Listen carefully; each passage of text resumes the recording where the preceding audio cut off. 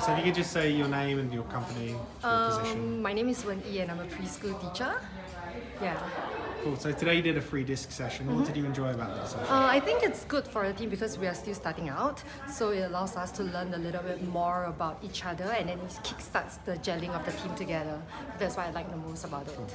And what was the insight that you got for yourself? I think it's more of understanding myself and to know that what motivates me and what stresses me out. So then that allows my team to know how to help me to help them at the same time.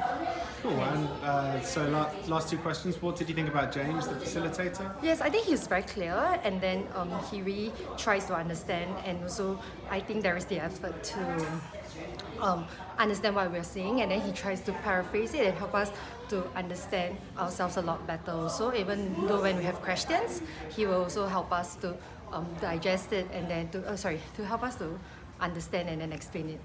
That's good. Yeah. If there was one short sentence you would say about James, what would you say? He's awesome. Thank you very much. Thank and you. lastly, would you recommend Jambar team building for other Yes, of course. I think they are well prepared. They know what they know their stuff and everything. Yeah.